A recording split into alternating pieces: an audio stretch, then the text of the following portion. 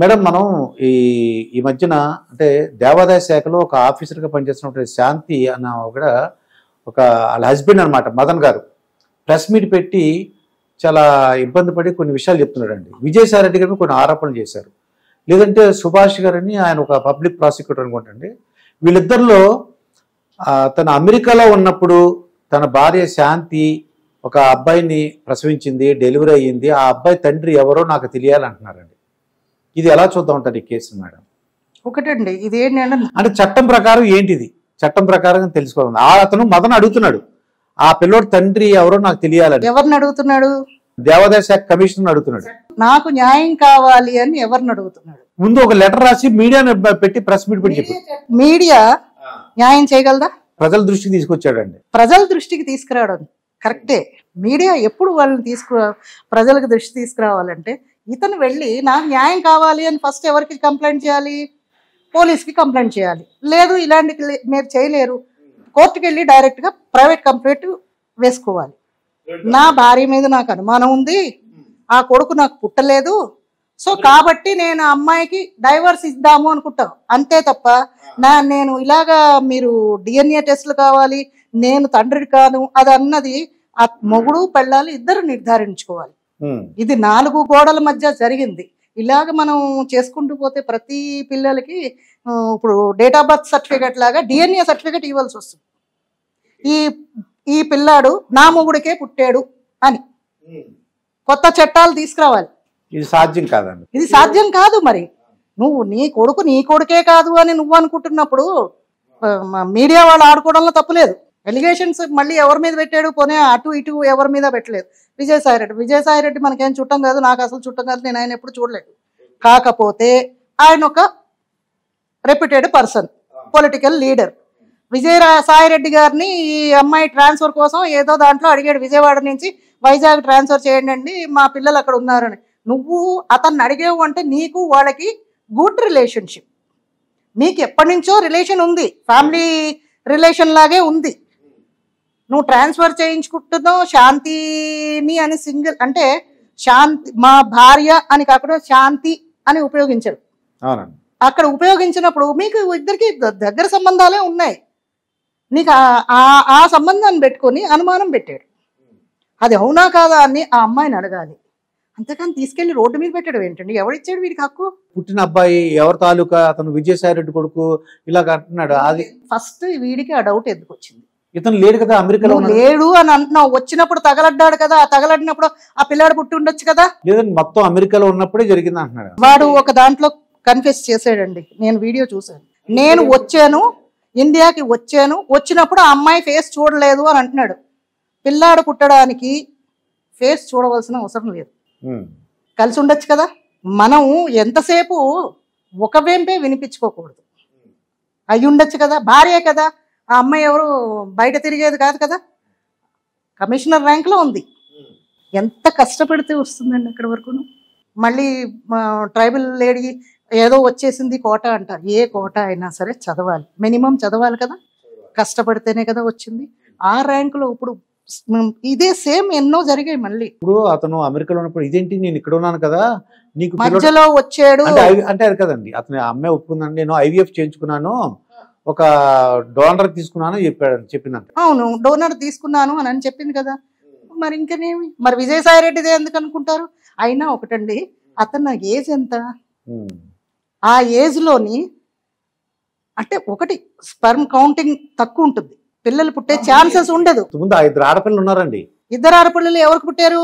ఈయనకే పుట్టారు. గ్యారంటీ ఏంటి? అలా అంటారా?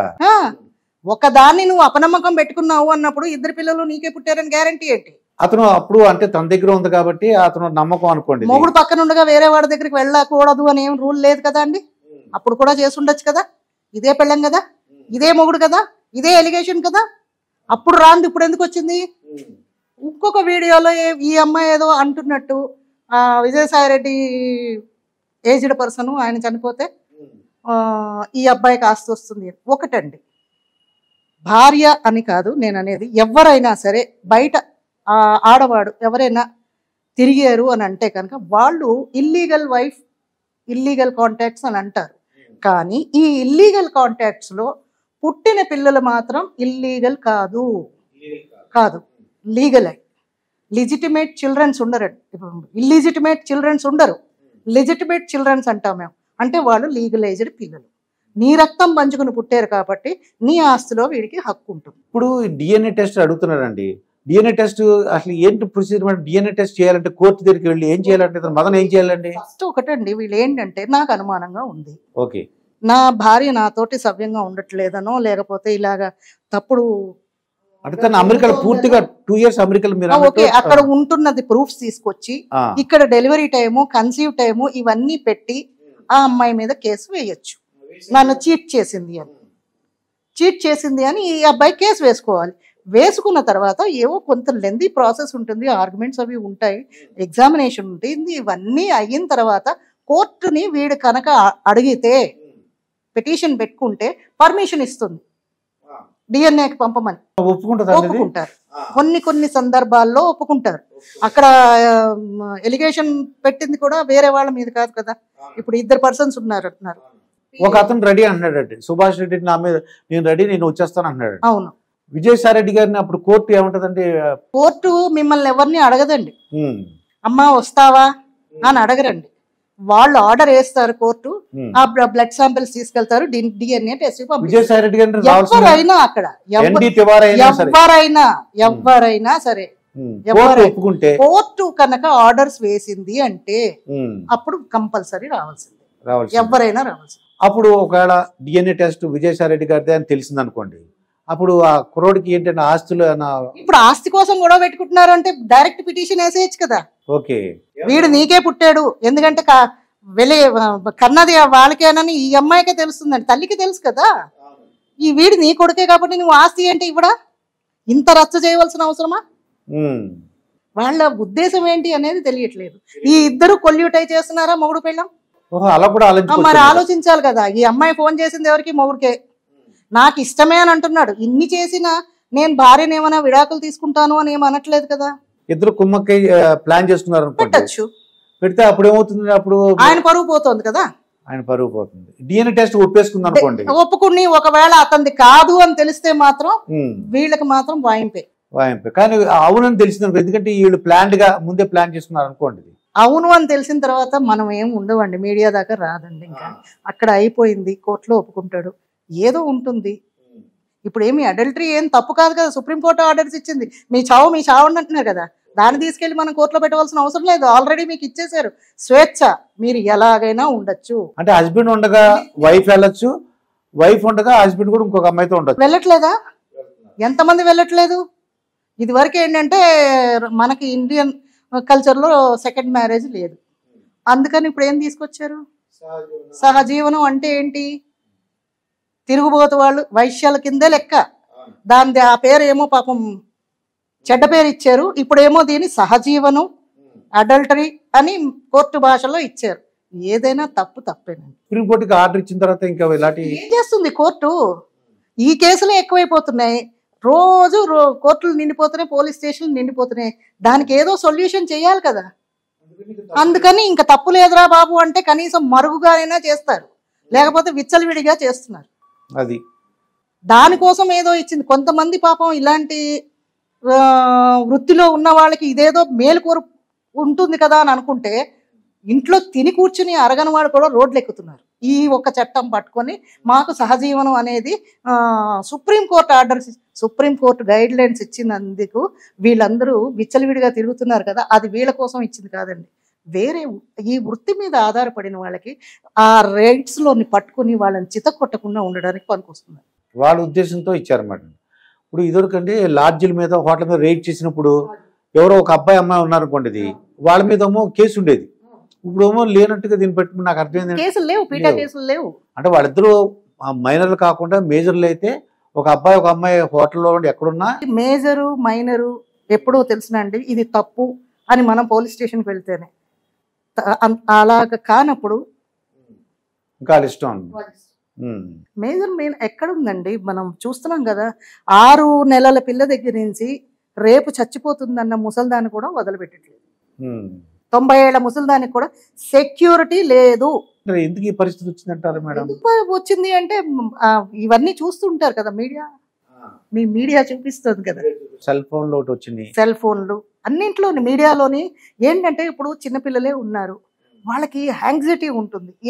ఇది ఏంటి జరుగుతుంది, ఇది చూస్తున్నాం, ఇదేదో చెయ్యాలి. ఇప్పుడు మనం పెట్టని వస్తువు వాడు ఎక్కడో చూస్తాడు, వాడికి అది తినాలనిపిస్తుంది. అవునండి. ప్రతి దాంట్లోని యాడ్స్ లో కూడా ఇవే ఉంటున్నాయి, అన్ని కామన్ అయిపోయింది. వాటిని అరికడితే ఇవి జరగవు. ఈ మదనార్థం ఏంటి అసలు చేసిన తప్పు ఏంటంటారు? అసలు ఇతను చేసిన తప్పు ఏంటంటే మీడియాను ఆశ్రయించాడు. అలా కాకుండా ఆ అమ్మాయిని మాట్లాడి నీకు ఇష్టం లేదు అంటే నువ్వు విడాకులు ఇచ్చేయి, అంతేకాని ఆ అమ్మాయిని రోడ్డు మీదకి తీసుకురావాల్సిన హక్కు నీకు ఎవడిచ్చాడు? అసలు నీకు నచ్చలేదు, నీ పెళ్ళం చెడిపోయింది అని అంటున్నావు కదా, అంతే కదా అండి. ఇప్పుడు ఇంత రచ్చ చేసాడు అంటే నీ పెళ్ళం చెడిపోయింది అనే నువ్వు ఒప్పుకుంటున్నావు కదా. నువ్వు ఇండైరెక్ట్లీ కావు, డైరెక్ట్లీ అవు. నా పెళ్ళం శీలాన్ని నేను శంకిస్తున్నాను, నీకెవడిచ్చాడు అసలు రైటు? నేను లండన్లో చదువుకుని వచ్చాను, ఆస్ట్రేలియాలో చదువుకుని వచ్చాను కాదు. ఫస్ట్ ఇక్కడ కొన్ని సెక్షన్స్ మారాయి, యాక్ట్స్ వచ్చాయి, చట్టాలు వచ్చాయి, దాన్ని చూసుకోవా? తర్వాత మేడం ఈ మదన్ అతను డిఎన్ఏ టెస్ట్ అడుగుతున్నాడు కదా, డిఎన్ఏ నిర్ధారించబడినప్పుడు ఈ శాంతి గారు పర్మిషన్ లేకుండా డిఎన్ఏ టెస్ట్ కోర్టు ఒప్పుకుంటుందండి? ఇంత ఎలిగేషన్ అయ్యాక, ఇంత రచ్చ వచ్చిన తర్వాత కోర్టు ఎవడ పర్మిషన్ కాదని, కోర్టుకి కొన్ని రూల్స్ అండ్ రెగ్యులేషన్స్ ఉంటాయి. వాళ్ళ పరిధిలో వచ్చింది అంటే ఎవడ పర్మిషన్ అడగదు, పంపించేస్తుంది.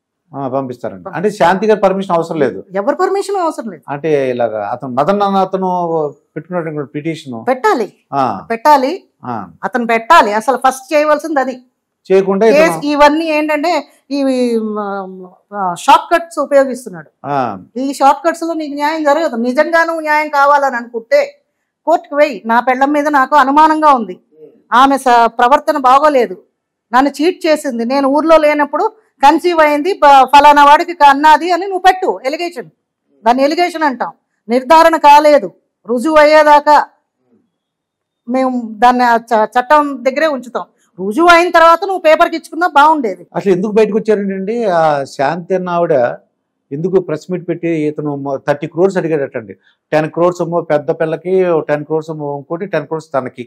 30 crores అంటే ఇదేంటంటే నువ్వు విజయసాయిరెడ్డితో ఉన్నావు కాబట్టి ఒక 100 crores అని నువ్వు సంపాదించి ఉంటావు. అలాగా ఆవిడ జాబ్లో జాయిన్ అయ్యి 4 years అయిందట. అదే చెప్తున్నాను కదా, వీడు కావాల్సింది ఏంటంటే డబ్బు కోసం ఇలాగా ఆ అమ్మాయిని బ్లాక్మెయిల్ చేసి ఉండొచ్చు. అది ఒకటండి, ఆ అమ్మాయి విజయసాయి రెడ్డి గారు అని నేను అన్నాను, ఎవరితోటైనా ఆ అమ్మాయికి ఫిజికల్ రిలేషన్షిప్ ఉండొచ్చు, అది ఆ అమ్మాయి ఇష్టం.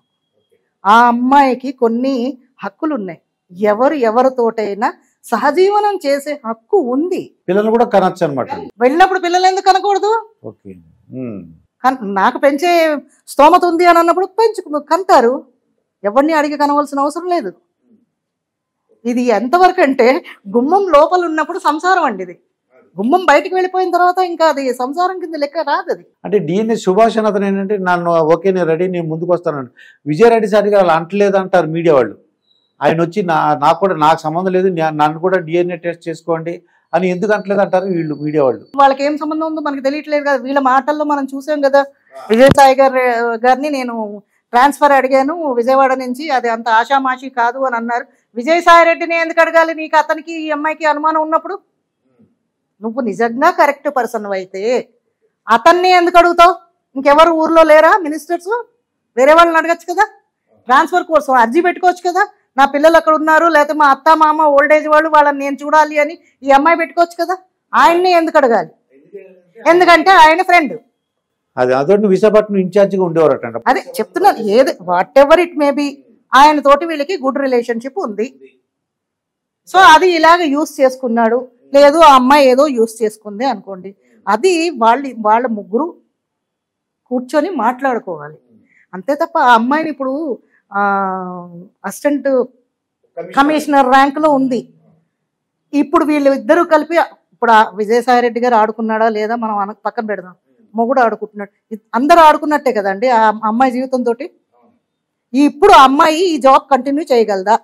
ఇది క్వశ్చన్ మార్క్. అయితే మేడం ఫైనల్ గా ఇది ఎలా దీనికి సొల్యూషన్ ఎలా తీసుకొద్దాం అంటారు? ఇప్పుడు ఇంత మీరు విన్నారు మొత్తం కేసు, మదన్ ఏమని చెప్తున్నాడు, శాంతి గారు చెప్తున్నారు, విజయ్ సార్ ముగ్గురు కూడా ప్రెస్ మీట్ పెట్టారు. ఆ మదర్ ఇప్పుడు కేసు final గా పెట్టలేదు ఇప్పుడు కాబట్టి అక్కడ అన్యమైంది పిల్లలు ఆ, ఆ, పిల్లలు పిల్లలు ఆ ఇద్దరు ఆడపిల్లలు మరి ఆ పెళ్లిళ్ళు ఎలాగ ఆవిడ గోడ పడుతుందండి ఇద్దరు పిల్లలు ఎలా పోషించాలి రచ్చరచ్చ అయిపోతుంది ఆ పిల్లోడు ఒకడు ఉన్నాడండి అయిపోయింది, రచ్చ అయిపోతుంది అంటే అయిపోయింది. ఇలాంటి పనులు ఏమైనా నిజంగా చేస్తారు అన్నప్పుడు చేసేటప్పుడు ఆలోచించుకోవాలి ఏం జరుగుతుంది అని. అది నేను అంటే వాళ్ళని మనం సంజాయించలేము, వాళ్ళని సర్ది చెప్పలేము అని అన్నప్పుడు ఇలాంటి పనులు చేయకూడదు. అంటే ఇప్పుడు అది చేశారు కాబట్టి ఈ ముగ్గురికి సొల్యూషన్ ఏమైనా చెప్పగలరా ఏంటి అసలు మనం ఎట్లా చెప్తామండి సొల్యూషన్? మీరు భలే అడుగుతున్నారు నన్ను. అయ్యో అంటే మరి ఏదో సొల్యూషన్ రావాలి కదా అసలు సొల్యూషన్ ఏంటి? ఆ అమ్మాయితోటి అనుభవించిన వాళ్ళు ఉన్నారు, అమ్మాయి అనుభవించింది, అలిగేషన్ పెట్టిన వాడు ఉన్నాడు, పిల్లలు బాధితులు, వాళ్ళు తలుచుకోవాలి. కానీ మీరు నన్ను అడిగితే నేనేం చెప్తాను? మీరు ఏం చేయలేరు, నేను ఏం చేయలేను. అది కోర్టుల్లోని ఇతను పిటిషన్ వేయలేదు కాబట్టి, కేసు పెట్టలేదు కాబట్టి వెంటనే శాంతి గారు వెళ్ళి నన్ను ఇలాగా బయటకు తీసుకొచ్చి పరువు తీసేయడు కాబట్టి నాకు ఏదో ఒక సొల్యూషన్ కావాలి అనుకుని పిటిషన్ దాఖలు చేసుకోవాలి కోర్టులో పిటిషన్ దాఖలు వెయ్యాలి. వేసుకోకుండా ఇవేమి కామ్గా ఉండేవి కాదండి. ఇప్పుడు మదన్ అతను వేయచ్చండి కోర్టులో పిటిషన్ ఏమని వేస్తాడు? నాకు విడాకులు కావాలని వేస్తాడా? ఈమె చరిత్ర బాగోలేదని వేస్తాడా? వాడికి కావాల్సింది ఏంటి? 4 కోట్లు 3 కోట్లు కావాలండి. కోట్లు వచ్చేస్తే నీకు ఆ అమ్మాయి శీలం వచ్చేస్తుందా? అంటే అతను ఏమంటాడంటే ఆ పిల్లోడు పుట్టాడు కదా వాడి తండ్రి డిఎన్ఏ టెస్ట్ కావాలి. నీకు అనవసరం, నీకు కావాల్సింది కోట్లు అన్నావు కదా. అంటే కోట్లు ఇచ్చేస్తే ఆ అబ్బాయి డిఎన్ఏ టెస్ట్ అక్కర్లేదా? కోర్టు ఇలాంటి వాళ్ళని చెంప వాయిస్తుంది. నువ్వు ముందేమో డిఎన్ఏ కావాలంటావు, తర్వాత నీకు కోర్టులు వచ్చేసాక అవసరం లేదు కేసు విత్డ్రా అవుతాను అని అన్నారు అనుకోండి, విత్డ్రా అయ్యే ఛాన్స్ కూడా ఉండదు. కోర్టు కొన్ని కేసెస్ ఏంటంటే కంటిన్యూ అవ్వాలి. మధ్యలో నేను కాంప్రమైజ్ అయ్యాను అంటే పళ్ళు రాలగొడుతుంది కోర్టు. ఒకవేళ ఈ డిఎన్ఏ టెస్ట్ అన్ని మన ఏంటో ఊహ అనమాట ప్రజల గురించి డిఎన్ఏ టెస్ట్ ఓకే అయింది అనుకోండి, ఇది దాంట్లో విజయసాయి రెడ్డి గారు ఓకే అవదండి మాకు తెలుసు. ఎందుకంటే అది చాలా ప్రాసెస్, అది చాలా ప్రాసెస్. అది ఒకవేళ అదే చెప్తున్నా, ఒకవేళ అంతవరకు వెళ్ళిందే అనుకోండి, విజయసాయి రెడ్డి గారి అబ్బాయిని తెలిసింది అనుకోండి, ఆ తర్వాత వాళ్ళు చూసుకుంటారు. వాళ్ళ కోర్టులు ఆస్తులు అన్ని వాళ్ళవన్నీ వస్తాయి. అప్పుడు మనకి ఎవరు చెప్పరండి, మీరు నా దగ్గరికి రారు, వాళ్ళు మీ దగ్గరికి రారు. ఫైనల్ గా ప్రజలందరికీ ఏం చెప్తారు? ఇటువంటి కేసులు రిపీట్ అవ్వకుండా పునరావృతం కాకుండా రిపీట్ అవ్వకుండా ఉండడం అంటే రిపీట్ అవ్వకుండా ఉండవండి. ప్రతి గవర్నమెంట్ ఆఫీసర్స్ తోటి ఇలాంటి ఎలిగేషన్స్ అవుతూనే ఉన్నాయి. ఇందులో ప్రతి దాంట్లోని ఎవరో ఒక లేడీ ఆఫీసర్స్ బలి అవుతూనే ఉన్నారు. మనం గతంలో కూడా చూసాం. ఇప్పుడు శాంతి, ఆవిడ కుటుంబంలో అశాంతి, అంతే. ఆవిడ కుటుంబం మాత్రం అశాంతి పాలు అయిపోయింది. ఆవిడ పిల్లలు ఏంటంటే వీడేదో చూస్తాడని మనం అనుకుంటున్నాం. మగాడు ఎప్పుడు కూడానండి, మిమ్మల్ని తప్పుగా మీరు అనుకోకండి, మగవాడు పిల్లలు బాధ్యత తీసుకున్నాడు అనేది చాలా రేర్ కేసెస్. ఏది ఉన్నా సరే ఆడదే భరించాలి. ఆ పిల్లల్ని అమ్మాయి పెంచుకోవాలి. ఈ ఉద్యోగం చేయడానికి చాలా కష్టం. ఎందుకంటే ఇప్పుడు ఈ అమ్మాయి ఇలాంటిది అని తెలిసింది అని అంటే ఆ అమ్మాయిని అదొక రకంగానే చూస్తారు, కానీ ఆమెను ఆఫీసర్గా చూడరు. వాల్యూ ఉండదు.